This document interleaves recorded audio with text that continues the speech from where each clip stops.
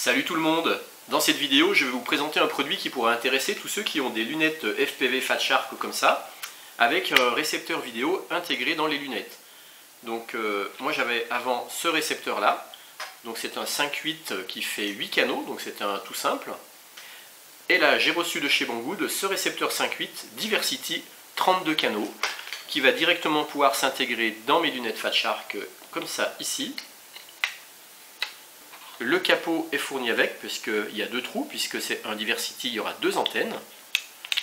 Et donc le gros avantage, c'est qu'en plus d'être un Diversity, pour moi j'aurai 32 canaux.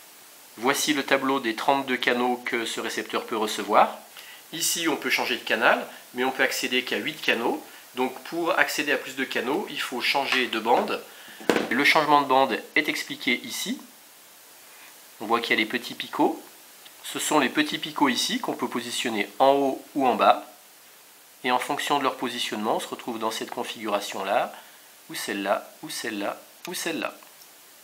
Donc grâce à ces réglages-là, on peut bien accéder aux 32 canaux de ce récepteur 5,8 GHz. Alors pour ceux qui ne connaissent pas, j'explique ce que c'est qu'un Diversity. Un Diversity, c'est ici un récepteur avec deux antennes. Donc on peut brancher une antenne par exemple comme ça, Omni, et puis une antenne patch directionnelle. Et en fait, c'est le Diversity qui va sélectionner l'antenne qui reçoit le meilleur signal. Donc comme ça permet vraiment d'avoir une réception optimale dans tous les cas de figure. Pour intégrer ce récepteur dans les lunettes, c'est très simple. On met le capot, il se clipse, et ensuite on vient lui aussi le clipser dans les lunettes. Alors bien sûr, avant de tout clipser, il faut sélectionner, comme j'expliquais tout à l'heure, les petits picots en fonction des canaux qu'on veut recevoir. Et puis une fois qu'on est dans la bonne sélection, on peut clipser notre récepteur dans les lunettes.